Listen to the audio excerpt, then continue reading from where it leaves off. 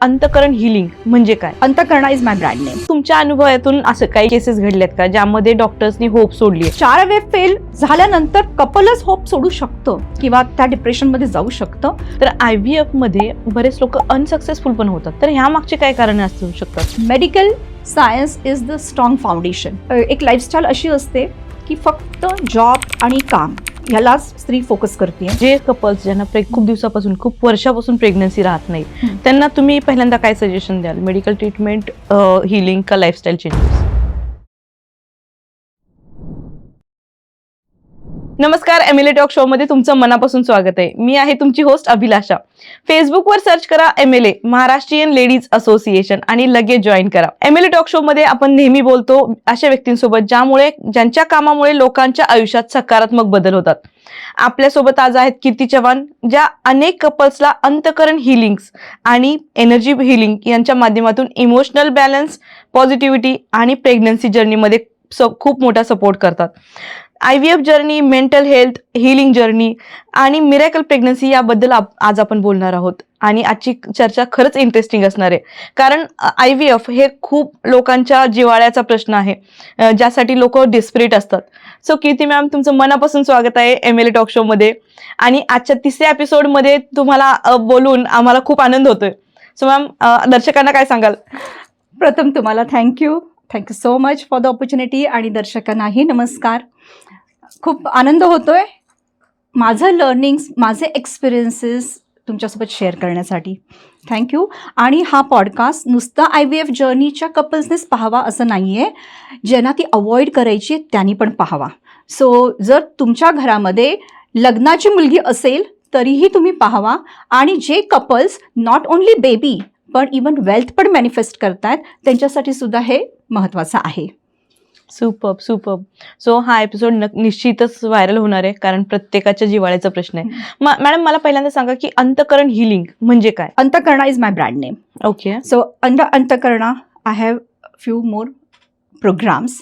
त्याच्यामध्ये अंतःकरणा हिलिंग हे एक कस्टमाइज फॉर्म्युला मी बनवला आहे, ज्या वेगवेगळ्या मॉडॅलिटीज मी शिकली आहे. आणि अगदी सनातन टेक्निक्सपासून सगळे ॲडव्हान्स आणि मॉडर्न टेक्निक्स जे लॉ ऑफ अट्रॅक्शनमध्ये यूज होत आहेत, हिलिंगमध्ये यूज होत आहेत, आणि अगदी rewiring the brain, neural pathway आपण चेंज करतोय, सबकॉन्शियस माइंड प्रोग्रामिंग करतोय, चक्रासवर काम करतोय. सो वेगवेगळे माध्यमातून आपण हे करू शकतो. मग ते वेगवेगळं करता करता जे मी जर्नीमध्ये गेल्या 7 वर्षात करत गेले, त्याच्यामध्ये छान फॉर्म्युले तयार झाले, जे माझे स्वतःचे एक हातखंडाचे बोलतो समथिंग स्पेशल, एक युनिक फ्लेवर, कारण प्रत्येक हिलरचा एक युनिक फ्लेवर असतो हिलिंगमध्ये. सो त्या टर्मिनॉलॉजीमध्ये जे विशेष करून आणि सगळं डिवाइनली गायडेड आहे. So that is Antahkarana healing. Antahkarana शब्दशः अर्थ घेतला तर 2 एक होतं, जे आपण एक ट्रेडिशनल वेने अंतःकरण असं एक अर्थ घेतो. अंतःकरणापासून आपण एखादी गोष्ट करतो, बोलतो. आणि अंतःकरणा स्पिरिच्युअलिटीमध्ये इज युअर स्पिरिच्युअल कॉर्ड, जो आपल्या क्राउन चक्रातून आपल्या हायर पॉवरसोबत कनेक्टेड आहे. So Antahkarana is the spiritual cord. म्हणजे बाळ आईच्या उदरामध्ये असताना अंबिकल कॉर्डनी तो आईच्या गर्भाशयाला कनेक्टेड आहे. त्या अंबिकल कॉर्ड थ्रू त्याला सगळं पोषण मिळतं आहे. तसं आपल्या अंतःकरणातून आपल्या सोलला पोषण मिळत असतं. ती एनर्जी फुल आपल्या बॉडीमध्ये चॅनलाइज होत असते. अंतःकरणा जितका स्ट्रॉंग तितकं तुमचं हिलिंग स्ट्रॉंग, तितकं तुमची सोलची पॉवर तुम्ही एन्हान्स करू शकता. स्वतःच्या आत्म्यावरती काम करायचं आहे. अदरवाईज आपण जगामध्ये बघतो अगदी मेडिकल सायन्स शरीरावर काम करेल, काही सायन्सेस आहेत ते माइंडवर काम करतील, इमोशन्सवर काम करतील, आपल्या थॉट्सवर काम करतील. पण अंतःकरणा हिलिंग थ्रू आपण आपल्या सोलवर काम करतोय, to make your soul powerful. एकदा सोल पॉवरफुल आहे, युअर लाईफ इज बॅलन्स्ड. आणि एक कॉन्सेप्ट मी नेहमीच माझ्या सर्व क्लायंट्स अँड स्टुडंट्ससोबत शेअर करत असते. आपण सपोज परदेशात गेलो, काहीही प्रॉब्लेम आला, तिथे आपल्याला सपोर्ट सिस्टम हवी आहे. आपण आपल्या एम्बसीसोबत कॉन्टॅक्ट करून, आपल्या देशासोबत हायर ऑथॉरिटीसोबत कॉन्टॅक्ट करून तिथून सेफली आपण आपल्या देशाला परत येऊ शकतो, किंवा तिथे प्रॉब्लेम असेल तर सॉर्ट आउट होऊ शकतो. ते जसं आपण करतोय तसं आपण या अर्थवरती या जन्मामध्ये एक प्रवास करत आहोत. Our body is a vessel, we as the soul we are travelling on earth. इथे आपल्याला जीवन जगताना जे प्रॉब्लेम्स येत आहेत ते सॉर्ट आउट करायचे आहेत. तर आपल्या हायर पॉवर जी आपली सोर्स एनर्जी आहे तिथे आपण कनेक्शन केलं, तिथून गायडन्स घेतला, इथे प्रश्न सुटत आहेत. And our higher power always guides us and sort out the problem. So this is how we work in Antakarna healing. बरोबर. खूप सुंदर. सो मॅम आपण आज बोलणार आहेत IVF बद्दल. तर IVF मध्ये बरेच लोक अनसक्सेसफुल पण होतात. तर ह्या मागचे काय कारण असू शकतात? IVF अनसक्सेसफुल व्हायला खूप सारे फॅक्टर्स आहेत. पहिला फॅक्टर आहे लाईफस्टाईल. त्या लाईफस्टाईलमुळे, स्ट्रेसमुळे जे आतील केमिकल चेंजेस जे होत आहेत, हार्मोनल चेंजेस होत आहेत, त्याच्यामुळे कितीतरी एनर्जी ब्लॉक्स एनर्जी बॉडीमध्ये पण क्रिएट होत आहेत आणि काही इश्यूज फिजिकल बॉडीमध्ये क्रिएट होत आहेत. मग दिसायला फर्टिलिटी प्रॉब्लेम वाटतो, पण त्याचं बॅकग्राऊंड एनर्जी बॉडीमध्ये असतो. आणि नॉट ओन्ली स्ट्रेस, काही फॅक्टर्स अपब्रिंगिंग चाइल्डहूडपासून कॅरी फॉरवर्ड झालेले असतात. म्हणजे आफ्टर मॅरेजचे इश्यू नाही आहेत, ते चाइल्डहूडपासून आलेले इश्यूज असतात. काही पास्ट लाईफ पासून पण आलेले इश्यूज असतात की त्याच्यामुळे वेगवेगळे एनर्जी ब्लॉक्स, कार्मिक ब्लॉक्स क्रिएट होतात. मेंटल ब्लॉक्स, सबकॉन्शियस लेवलवर काही ब्लॉक्स क्रिएट होतात आणि त्याचं रूपांतर जे आपण बघतो ते रिअलिस्टिक लाईफमध्ये प्रॉब्लेम्स. मग IVF जर्नीमध्ये IVF फेल होणं हे मेडिकल सायन्सप्रमाणे आपलं बॉडी सपोर्ट नाही करत आहे किंवा काही जे टर्म्स असतील, पण एनर्जी हिलिंगच्या लँग्वेजमध्ये आपण एनर्जी ब्लॉक्सवर काम करतो आणि जेवढे एनर्जी ब्लॉक्स हेवी, कॉम्प्लिकेटेड, तेवढं IVF जर्नीमध्ये त्याचे रिझल्ट्स दिसून येतात. असे खूप सुंदर. सो मॅम वैद्यकीय उपचारासोबत एनर्जी हिलिंग जोडल्यानंतर प्रेग्नन्सी सक्सेस रेटमध्ये खरोखर फरक पडतो का? खूप फरक पडतो. म्हणजे इट्स नॉट ओव्हर प्रॉमिस, पण मी जे पाहिलंय 100%. ओके. आणि हे Super. मीच बोलेन असं नाही, माझ्यासारखे जे हिलर्स आहेत सगळे हिलर्स हेच बोलतील की मेडिकल सायन्स आणि energy healing science together use केलं, अमेझिंग रिझल्ट्स. आणि जिथे मेडिकल सायन्स फेल होतंय, कितीतरी गोष्टी औषधं घेत आहेत, खूप सारे ट्रीटमेंट्स घेतलेले आहेत, तरी पण सक्सेस नाही आहे. पण तिथे एनर्जी हिलिंग थ्रू आपण जे काम करतो, मेडिकल सायन्सचं सक्सेस रेट आपण वाढवतो. So this is what I am doing की IVF ट्रीटमेंट जर्नीमध्ये जे कपल्स येतात, जी लेडी येते, तिच्यावर जे काम होतं आहे, एक IVF फेल, 2 फेल, 4 फेल, कितीही असू देत, पण ज्यावेळेला आपण एनर्जी हिलिंग स्टार्ट करतोय, next IVF cycle come successful. So this is my experience. So yes, energy healing works amazingly and miraculously. So ma'am काही सक्सेस स्टोरीज असतील तर शेअर करा ना आमच्यासोबत. अमेझिंग आहे, अमेझिंग. माझी पहिली सक्सेस स्टोरी 2020मध्ये 4 IVF फेल. विचार करा, 11-12 वर्ष लग्नाला झाली आहेत आणि 4 IVF फेल होत आहेत. आता जे IVF जर्नीमधून जात आहेत, एक जरी फेल झाली तरी ऑलमोस्ट 3 लाखाचा खर्च वेस्टेड असतो. आणि नुसतं फायनान्शियल बर्डन नाही आहे, त्या लेडीला अनेक इंजेक्शन्स, हार्मोन्सची ट्रीटमेंट्स आणि औषधं, जी जर्नी आहे ती पेनफुल आहे. म्हणजे फिजिकल पेनफुल पण आहे, इमोशनल स्ट्रेस देणारी आहे, फायनान्शियल स्ट्रेस देणारी आहे. आणि अशा ह्याच्यामध्ये 4 IVF फेल होतीये, म्हणजे त्या कपलचं काय झालं असेल त्यावेळेला. ऑलमोस्ट डिप्रेसिव्ह, रडारड. आणि त्या वेळेला जे मी पाहिलं, so whatever I knew at that time, I combined everything. आणि अमेझिंग ट्रान्सफॉर्मेशन. मग कसं आहे, एनर्जी हिलिंगवर आपण स्टार्ट केलं ना, एनर्जी हिलिंग, आणि एनर्जी ब्लॉक्स डिसइंटिग्रेट व्हायला लागले की जे आधी काम करत नव्हतं ते काम करायला लागतंय, जे आधी सुचत नव्हतं ते सुचायला लागतंय, नवीन काहीतरी समोर येतंय, डॉक्टरची लाईन ऑफ ट्रीटमेंट कधी कधी चेंज होते. So it starts working. Lifestyle modification करण्याची इच्छा होते, नाही तर माहीत असतं लाईफस्टाईल मॉडिफिकेशन केलं पाहिजे, पण कळतं पण वळत नाही, ह्याही गोष्टी होतात. So once the journey starts, things transform. आणि 5 महिन्यात त्या कपलची 5th IVF सक्सेसफुल आली. So that was the first success story. त्यानंतर सुद्धा एक असं कपल, म्हणजे अशी लेडी होती, 2 अबॉर्शन्स झालेले. एक तर incomplete and 7 months long abortion होतं ते, की त्यावेळेला त्याच्यातून बाहेर पडून नॅचरल प्रेग्नन्सी होईल ह्याची गॅरंटी नव्हती, IVF येईल आणि ते अवॉइड करणं हे एक गोष्ट त्यांच्या मनात होती. थ्रू हिलिंग IVF अवॉइड झाली, नॅचरल कन्सीव्ह झाली आणि सेफ प्रेग्नन्सी. चॅलेंजेस प्रचंड आलेत, पण त्याच्यातूनही ओव्हरकम होऊन फुल टर्म बेबी आपलं जन्माला आलं. त्यानंतर अजून एक तर अमेझिंग, बाय द वे, ज्या सक्सेस स्टोरीज आहेत त्या लोकांनी मला कधी बघितलेलं पण नाही आहे, सगळं ऑनलाईन आहे, सगळं ऑनलाईन. काही असे पण आहेत आउट ऑफ इंडिया, तिथून हिलिंग जर्नी सुरू आहे आणि 3 महिन्यामध्ये जे आधी 2 IVF फेल्ड, 3rd IVF लागलीच नाही, नॅचरल कन्सीव्ह, अशी पण सक्सेस स्टोरी आहे. आणि सेफ प्रेग्नन्सी, मस्त फुल टर्म बेबी. आणि असे खूप सारे सक्सेस स्टोरीज आहेत. आत्ताच अलीकडच्या काही सक्सेस स्टोरी अशा आहेत 7-8 वर्ष लग्नाला झाली आहेत आणि बाय द वे ज्या वेळेला ह्या लेडीज येतात वय जेव्हा 40पर्यंत अप्रोच झालेलं असतं ना तेव्हा सक्सेस रेट कमी होत चाललेला असतो, एम्ब्रिओ क्वालिटी वीक होत चाललेली असते आणि त्याच्यातून आपल्याला सक्सेस आणायचं आहे.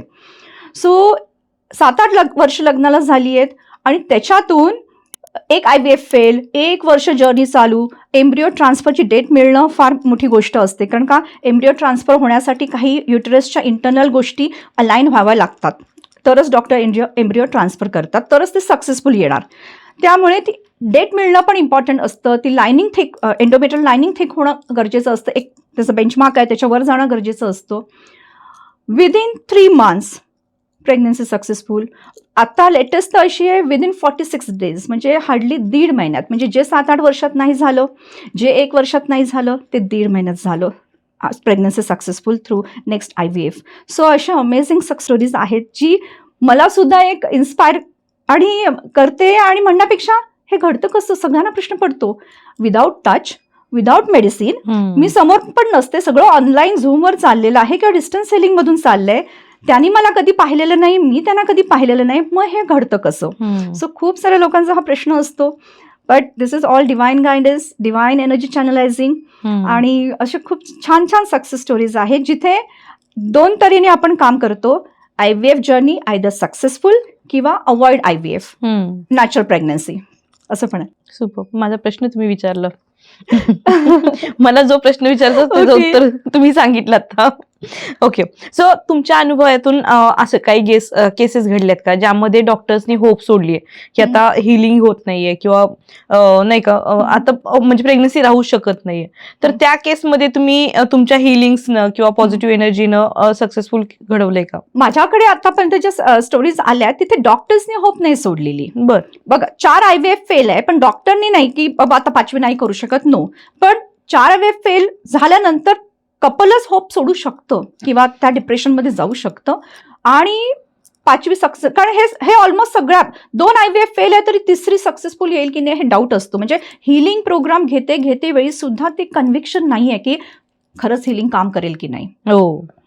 आणि माझ्यासोबत जी जर्नी घेतात, मी मेंटॉरशिप प्रोग्राम देते, त्यामुळे मी 2-4 सेशन्स नाही देत, कम्प्लीट मेंटॉरशिप प्रोग्राम. कारण जे तुम्ही म्हणताय की डॉक्टर्स नाही होप सोडत, पण जर्नीमध्ये असणारी व्यक्तीच जर होप सोडली तर दुसरा पर्सन काय करणार?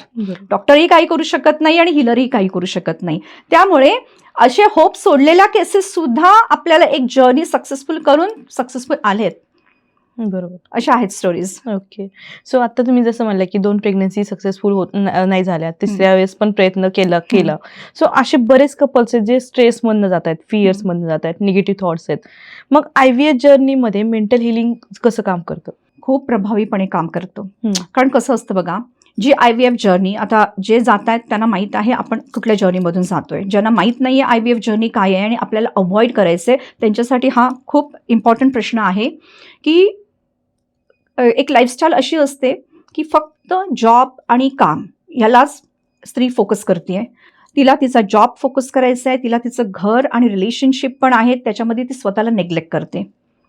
आणि याच्यामध्ये ती स्वतः, आपण एक व्यक्ती आहोत, एक स्वतंत्र आपलं अस्तित्व आहे.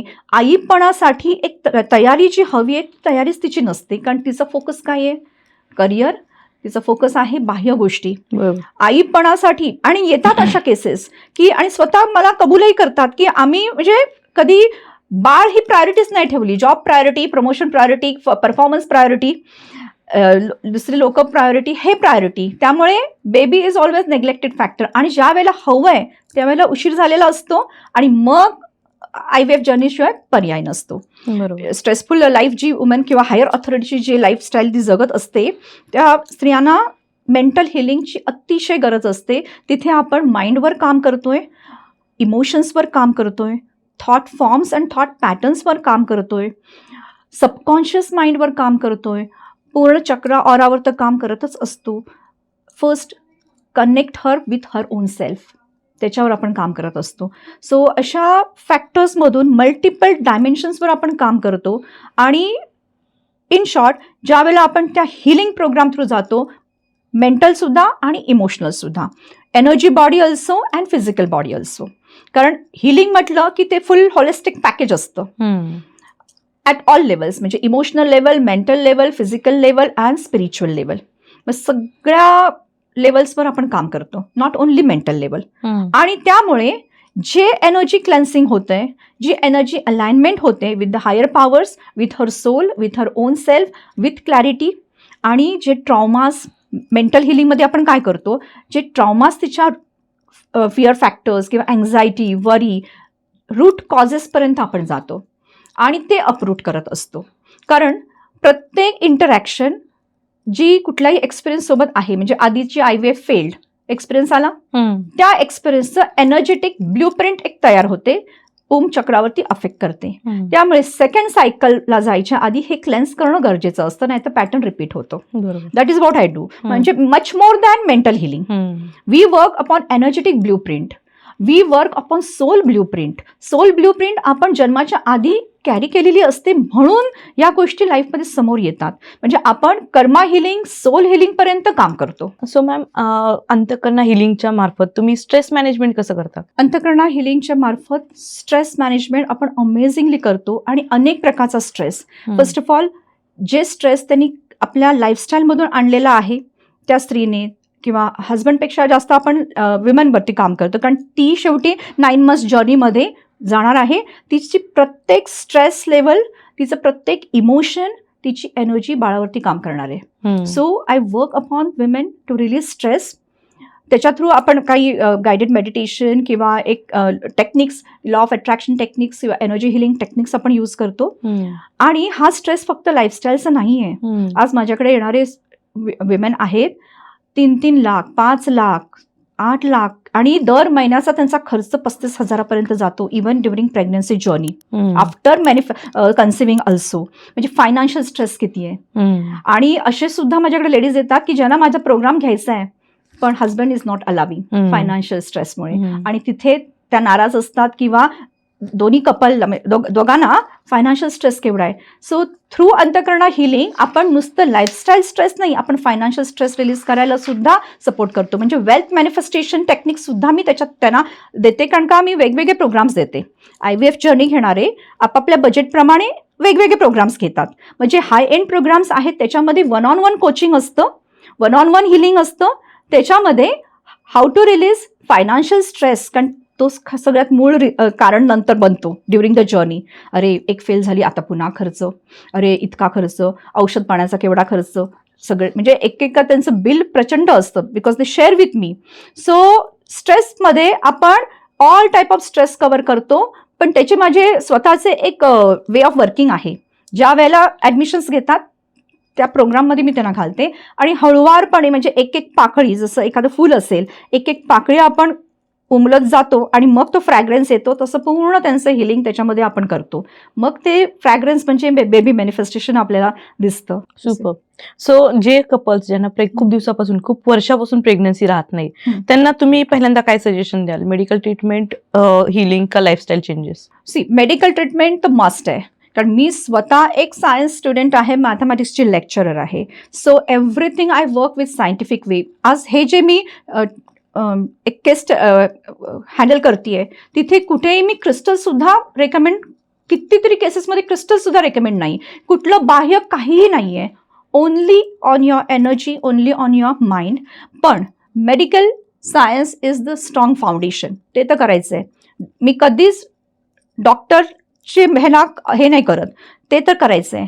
प्रत्येक रिपोर्टवर आपण काम करतो. म्हणजे डॉक्टरचा एक रिपोर्ट आहे, हा डिफेक्ट आहे, एनी XYZ इश्यू, आपण त्याला नॉर्मल करतो. म्हणजे medical science along with healing science हे कॉम्बिनेशनमध्ये आपण मिरॅकल्स आणतो. एक टाइम असा येतो मग ते औषधं कमी होतात. वेन एनर्जी अलाइनमेंट कम्स, औषधं कमी होतात, पण मेडिकल ट्रीटमेंटला आपण हे नाही करत, ते तर मस्ट आहे. Follow your doctor. आणि लाईफस्टाईल मॉडिफिकेशन, जनरली लोक अवेअर असतात की आता एवढं होत नाही, म्हणजे मला लाईफस्टाईल मॉडिफिकेशन करायचं आहे. कारण माझ्याकडे येणारी प्रत्येक केस जी 7-8 वर्ष काय 10-11 वर्ष लग्नाला झाली आहेत, ही सगळे मेडिकल ट्रीटमेंट करून आलेली असते, सगळं देवदेव करून आणि नवसायास करून आलेली असते, आणि सगळे करून यश नाही आहे. आता कीर्तीकडे येऊन एनर्जी हिलिंग जे काही आहे कोणीतरी रेकमेंड केलेलं असतं ते ट्राय करावं. ह्याच्यावरती आलेले असते कोणाच्या तरी मिडल एखादी माझी स्टुडंट आहे त्यांनी टेस्टिमनी शेअर केली आहे की येस त्यांना एक माझा एक्सपिरियन्स आहे त्याच्या थ्रू ते आलेले असतात किंवा इवन ऑनलाईन गुगल सर्च करून पण आलेले असतात. सो सगळं करून येऊन मग हे ते करतायत. त्याच्यामध्ये मेडिकल सायन्स ट्रीटमेंट आहेच, लाईफस्टाईल मॉडिफिकेशन आहे, पण त्याच्यात पण नाही यश आहे. त्याला जोड आहे एनर्जी हिलिंग आणि अंतःकरणा हिलिंगचे एक स्पेशल फॉर्म्युलेज जे मी डिझाईन केलेत आणि मग ते ॲड ऑन जे होतंय तिथे अमेझिंग रिझल्ट्स आहेत आणि खरंच मिरॅक्युलस रिझल्ट्स आहेत की इवन आय समटाईम्स वंडर की हाऊ डिवाइन वर्क्स. आणि मी ती ग्रॅटिट्यूड सगळ्यांना शेअर करते की it is matter to think की हे सगळं इन्फिनिट इंटेलिजन्स काम करते. I am just an instrument of healing. एक डिवाइनने विजडम दिलंय, काही टेक्निक्स डिवाइनच्या थ्रूच आलेत, आपण फक्त एक माध्यम म्हणून काम करतोय. It's all a higher power working. फक्त एक उदाहरण मी नेहमी देते, कडक ऊन आहे, खूप एक हीट आहे, पण तरीही ती आग नाही लावत आहे, पण ती मॅग्निफाईंग ग्लासमधून चॅनलाइज केली शार्पली टू द फोकस, तिथे ती आग लागतेय. आपल्याला तेच करायचं. डिवाइन पॉवर सर्वत्र आहे, म्हणजे फुल कॉस्मिक व्हायब्रेशनमध्ये आपण आहोत, पण आपण सर्टन टेक्निक्स वापरून आपण ती एनर्जी फोकस करायची, चॅनलाइज करायची आणि अचीव द गोल्स. तिथे मी खूप सारे टेक्निक्सचं कॉम्बिनेशन करत असते. सुपर. सो मॅम, तुम्ही आज इथं आलायत आणि IVF जर्नी, मेंटल हिलिंग आणि पॉझिटिव्हबद्दल इतकं इन्साइटफुल थॉट्स दिलेत. सो अनेक जे कपल्स जे ह्या स्ट्रेसमधनं जात आहेत त्यांना निश्चित ह्या पॉडकास्टचा उपयोग होणार आहे. सो मॅम, तुम्ही आलात आणि आज एवढी इन्साईट दिली त्याबद्दल मनापासून धन्यवाद. Thank you ma'am. Thank you so much.